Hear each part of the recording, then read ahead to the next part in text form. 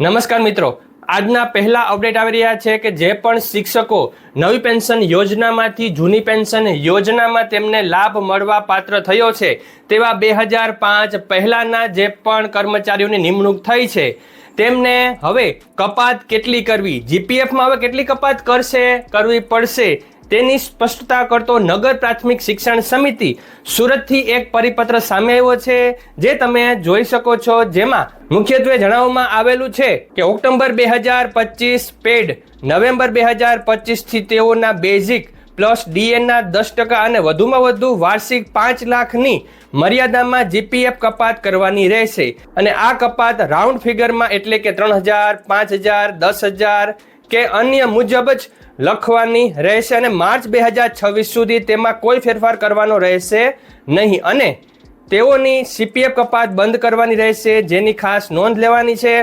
અને જે પણ શિક્ષકો નિવૃત્ત થનાર છે આગામી 6 માસમાં તેમના માટે પણ સૂચન છે કે તેવા શિક્ષકોએ આ જીપીએફ કપાત કરવાની રહેતી નથી, જેની ખાસ નોંધ લેવા નગર પ્રાથમિક શિક્ષણ સમિતિ સુરતનો ઓફિશિયલ પરિપત્ર તમે અહીંયા જોઈ શકો છો.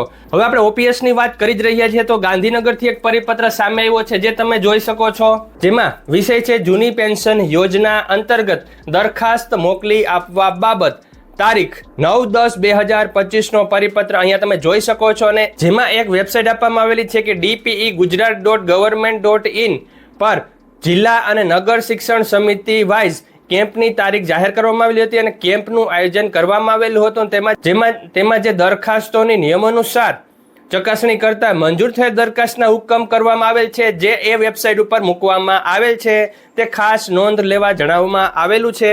ત્યારબાદના મહત્વના અપડેટ આવી રહ્યા છે એ આવી રહ્યા છે કે આ કર્મચારીઓને કાયમી એટલે કે આજીવન માટે એસટીમાં સેવા મફત મળી રહેશે, એટલે કે તેમને એક પણ ચાર્જ ચૂકવવો નહીં પડે. હવે તેને લઈને ઓફિશિયલ ઠરાવ શિક્ષણ વિભાગ દ્વારા પણ કરી દેવામાં આવ્યો છે અને તે ઠરાવમાં ગુજરાત રાજ્ય અને રાષ્ટ્રીય એવોર્ડી શિક્ષકોને ગુજરાત રાજ્ય માર્ગ વાહન વ્યવહાર નિગમોની તમામ બસોમાં નિઃશુલ્ક સુવિધા આપવા બાબત જેનો જે સુધારા ઠરાવ છે તે તમે વાંચી શકો છો. જેમાં મુદ્દા નંબર 2 માં ખાસ કહેવામાં આવ્યું છે કે ગુજરાત રાજ્ય માર્ગ વાહન વ્યવહાર મિની બસોમાં વાર્ષિક 2500 કિલોમીટરની મર્યાદામાં મુસાફરીની સુવિધાને બદલે નિગમની લોકલ, એક્સપ્રેસ, ગુર્જરનગરી બસોમાં અમર્યાદિત સુવિધા આપવાની રહેશે તેવી જોગવાઈ કરવામાં આવી છે. તેના બદલે નીચે મુજબ ઠરાવવામાં આવે છે. સુધારેલ જોગવાઈ છે તે મુજબ ગુજરાત રાજ્ય માર્ગ વાહન વ્યવહાર નિગમની બસ જ્યાં જ્યાં જાય ત્યાં તમામ પ્રકારની બસોમાં સુવિધા આપવાની રહેશે. જે પણ રાષ્ટ્રીય કે રાજ્ય લેવલે એવોર્ડી શિક્ષકો છે જેમને બેસ્ટ ટીચર એવોર્ડ મળેલા છે તેમને આ સુવિધા આપવામાં આવશે. નેક્સ્ટ અપડેટ આવી રહ્યા છે એ આવી રહ્યા છે ગુજરાત કર્મયોગી સ્વાસ્થ્ય સુરક્ષા યોજના અંતર્ગત હેલ્પ ડેસ્ક બનાવવા બાબત. તો તેનો પરિપત્ર તમે અહીંયા જોઈ શકો છો, જેમાં વિષય છે ગુજરાત કર્મયોગી સ્વાસ્થ્ય સુરક્ષા યોજના અંતર્ગત માહિતી માટે હેલ્પ ડેસ્ક બાબત. જેમાં ખાસ નોંધ આપવામાં આવેલી છે કે જિલ્લા કે કોર્પોરેશન આરોગ્ય કચેરી ખાતે સરકારી કર્મચારીઓ, અધિકારીશ્રી, પેન્શનરોને જી સિરીઝના આયુષ્માન કાર્ડ નોંધણીને લગત સમસ્યાનું નિરાકરણ અને માહિતી મળી રહે તેમજ તેઓની સમયસર જવાબ મળી રહે તે હેતુથી હેલ્પ ડેસ્કની વ્યવસ્થા કરવાની રહેશે.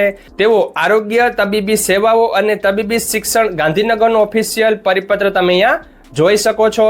ત્યારબાદના મહત્વના અપડેટ આવી રહ્યા છે એ આવી રહ્યા છે દિવાળી વેકેશનને લઈને. દિવાળી વેકેશનમાં સરકારી કર્મચારીઓને એક સળંગ મિની વેકેશન મળી રહે તેના માટે સરકારશ્રીએ જે જાહેરાત કરી છે તે પરિપત્ર તમારી સામે આવી રહ્યો છે, જેમાં દિવાળીના પર્વમાં 21/10/2025 મંગળવાર અને 24/10/2025 ને શુક્રવારના રોજ તમામ કચેરીઓ બંધ રહેશે, કેમ કે જો કર્મચારીને સળંગ વેકેશન મળી રહે તો તે પોતાની ફેમિલી સાથે ટાઈમ સ્પેન્ડ કરી શકે. પણ તે 2 દિવસ માટે તેમને તેના પછી એટલે કે 8/11/2025 ને બીજો શનિવાર અને 13/12/2025 ને બીજો શનિવાર કચેરીએ જવું પડશે અને કચેરીઓ ચાલુ રહેશે તેવી વાત કરતો પરિપત્ર જાહેરનામું તમે અહીંયા સામાન્ય વહીવટ વિભાગનું જોઈ શકો છો. હવે આપણે દિવાળી વેકેશનની વાત કરી જ રહ્યા છે તો શાળાઓને પણ આમાં સામેલ કરી જ લઈએ. જિલ્લા શિક્ષણ સમિતિ ગાંધીનગરથી આ પરિપત્ર દિવાળી વેકેશનની તારીખ જાહેર કરતો બહાર પડી ગયો છે, જે તમે જોઈ શકો છો. જેમાં ખાસ નોંધ આપવામાં આવી છે કે તારીખ 16/10/2025 થી તારીખ 5/11/2025 સુધી દિવસ 21નું દિવાળી વેકેશન તેમજ 4/5/2026 થી 7/6/2026 સુધી 35 દિવસનું ઉનાળુ વેકેશન ગણવા જણાવવામાં આવે છે, જેવો જિલ્લા પંચાયત ગાંધીનગરનો પરિપત્ર તમે અહીંયા જોઈ શકો છો.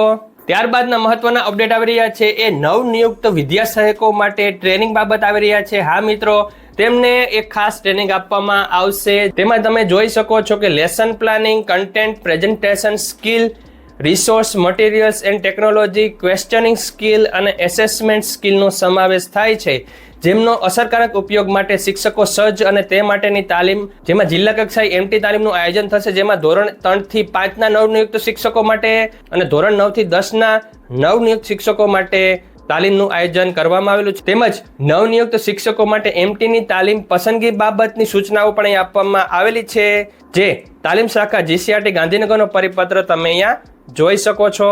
ત્યારબાદના મહત્વના અપડેટ આવી રહ્યા છે કે રાજ્ય સરકારની તમામ કચેરીઓમાં હવે ઝોહો ઈમેલનો ઉપયોગ કરવા બાબત. આ ઝોહો ઈમેલ છે એ ઝોહો કોર્પોરેશન દ્વારા બનાવવામાં આવેલ છે અને તે ઇન્ડિયન મલ્ટીનેશનલ ટેકનોલોજી કંપની છે, જે તમે અહીંયા જોઈ શકો છો. નેક્સ્ટ અપડેટ આવી રહ્યા છે ટેટ 1 અને ટેટ 2 પરીક્ષા માળખામાં સુધારા બાબત, જેમાં ઓફિશિયલ ઠરાવ કરી હાલની જોગવાઈ અને સુધારેલ જોગવાઈ આપવામાં આવેલી છે. પહેલા તે ઠરાવ તમે જોઈ લ્યો, ત્યારબાદ આપણે હાલની જોગવાઈ અને સુધારેલ જોગવાઈ જોઈ લઈએ તો તમારી સામે ઓફિશિયલ જે સુધારા ઠરાવ છે તે આવી રહ્યો હશે, જે તારીખ 8/10/2025ના રોજ કરવામાં આવેલો છે, જેમાં ટેટ 1 એટલે કે પ્રાથમિક શિક્ષક યોગ્યતા કસોટી 1 ધોરણ 1 થી 5 માટે અને પ્રાથમિક શિક્ષક યોગ્યતા કસોટી 2 એ ધોરણ 6 થી 8ના ઉમેદવારો માટે આપવામાં આવેલી છે. જેમાં ટેટ 1 છે, જેમાં કુલ 5 વિભાગો, 150 પ્રશ્નો અને 150 ગુણ આપવામાં આવેલા છે, જેમાં હાલની જોગવાઈ અને સુધારેલ જોગવાઈ તમે વાંચી શકો છો. જેમાં વિભાગ 1 થી લઈ અને 5 સુધીમાં ફેરફાર કરવામાં આવેલો છે, સુધારો કરવામાં આવેલો છે. ટેટ 2 ધોરણ 6 થી 8 માટે હોય છે અને આ કસોટીમાં 2 વિભાગ રહેશે, વિભાગ 1 અને વિભાગ 2. વિભાગ 1માં 75 પ્રશ્ન રહેશે, જે કોમન હશે, અને વિભાગ 2માં વિષય આધારિત એટલે કે જે તે ઉમેદવારના વિષય આધારિત પ્રશ્નો પૂછવામાં આવશે. જેમાં વિભાગ 2માં ગણિત અને વિજ્ઞાન વિષયના જે પણ ઉમેદવારો છે તેમના વિભાગમાં પણ ફેરફાર કરવામાં આવેલો છે. ભાષા શિક્ષકોના વિભાગમાં પણ ફેરફાર છે અને સામાજિક વિજ્ઞાનના ઉમેદવારોના વિભાગમાં પણ ફેરફાર કરવામાં આવેલો છે. તે શિક્ષણ વિભાગનો ઓફિશિયલ ઠરાવ તમે જોઈ શકો છો. આ ઠરાવ તમને ટેલિગ્રામ ચેનલ ઉપર મળી જશે, ટેલિગ્રામ ચેનલ જોઈન જરૂર કરી લેજો. નેક્સ્ટ અપડેટ આવી રહ્યા છે એ આવી રહ્યા છે ઓક્ટોબર મહિનાના પગાર માટેના. હા મિત્રો, તમે જોઈ શકો છો કે પગાર બાબતે જે પણ ઓફિશિયલ પરિપત્ર કરી અને જાણ કરી છે કે સરકારી કર્મચારીઓ તેમના ફેમિલી સાથે હર્ષોલ્લાસથી દિવાળી કરી શકે તે માટે તેમનો પગાર વહેલો કરવામાં આવતો હોય છે. તો આ વર્ષે પણ તેને લઈને પરિપત્ર તમે અહીંયા જોઈ શકો છો, જે પરિપત્ર મુજબ તેમનો પગાર એટલે કે ઓક્ટોબરનો પગાર વહેલો કરી દેવામાં આવશે. પરંતુ બાદ નવેમ્બરનો પગાર છે એની રાહ ખૂબ જ મુશ્કેલ બની જતી હોય છે, કે ત્યારબાદ 1.5 મહિનાનો સમય રહેતો હોય છે અને તેમના ઘણાના લોન અને હપ્તાની પણ તામાં ગોઠવણ કરવી પડતી હોય છે. તો તે એક પ્રશ્ન બની શકે છે. ત્યારબાદના લાસ્ટ અપડેટ આવી રહ્યા છે એ આવી રહ્યા છે ઓનલાઈન એન્ટ્રી ધોરણ 3 થી 8ના પત્રક સીની.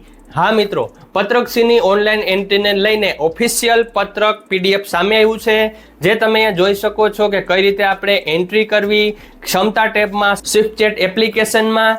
હવે તેમાં હજી શરૂઆત નથી થઈ. ધોરણ 6 થી 8ની વાત કરીએ, ધોરણ 7ની વાત કરીએ તો તેમાં હજી સેટની એન્ટ્રી જ કરવાનું કહી રહ્યું છે. તેમાં પણ એક ગુજરાતી વિષય જ આજની તારીખમાં બતાવી રહ્યો છે, જ્યારે ધોરણ 6 અને 8માં પત્રક એ બતાવી રહ્યું છે અને સેટ બતાવી રહ્યું છે. પત્રક એની વાત કરીએ તો પત્રક એમાં આપણે અધ્યયન નિષ્પત્તિ આપણી રીતે સિલેક્ટ કરી અને તેમાં તેને એન્ટ્રી કરવાની રહેશે વિદ્યાર્થીઓના માર્ક્સની. તો પત્રક એની એન્ટ્રી કઈ રીતે કરવી તેની સંપૂર્ણ માહિતી મેં આ વિડીયોમાં આપેલી છે પ્રેક્ટિકલ સાથે. તો તે વિડીયો અહીંથી આઈ બટનથી જોઈ શકો છો, અથવા નીચે ડિસ્ક્રિપ્શનમાં લિંક આપી દઈશ, અથવા તો એન્ડ સ્ક્રીનમાં પણ આપી દઈશ. તો ધોરણ 6 અને 8 માટે સેટ અને પત્રક એની એન્ટ્રી શરૂ થઈ ગઈ છે, અને ધોરણ 7 માટે પત્રક એની એન્ટ્રી શરૂ નથી થઈ. પત્રક એની એન્ટ્રી હવે પછી શરૂ થશે. અત્યારે સેટ જ બતાવી રહ્યું છે, એટલે કે સત્રાંત પરીક્ષાના માર્કની એન્ટ્રી એ પણ 2 જ વિષય માટે બતાવી રહ્યું છે. ત્યારબાદના જે ધોરણ 3 ની વાત કરીએ તો તેમાં પણ તમે જોઈ શકો છો કે સેટની એન્ટ્રી બતાવી રહ્યું છે. તો આ હતા લાસ્ટ અપડેટ. આજનો વિડીયો કેવો લાગ્યો જરૂર કહેજો. તમામ પત્રકો, પરિપત્રો, PDF તમને ટેલિગ્રામ ચેનલ ઉપર મળી જશે. ટેલિગ્રામ ચેનલ પર 1100 કરતાં પણ વધારે શિક્ષકો જોડાયેલા છે. તમે પણ જોડાઓ અને નવા અપડેટ્સ મેળવતા રહો. આજનો વિડીયો કેવો લાગ્યો જરૂર કહેજો. વિડીયો ગમે તો લાઈક કરી દેજો, ચેનલ સબસ્ક્રાઇબ કરી બેલ આઇકોન દબાવી દેજો, જેથી કરીને તમને નવા અપડેટ્સ મળતા રહે. Thank you very much. જય શ્રી કૃષ્ણ.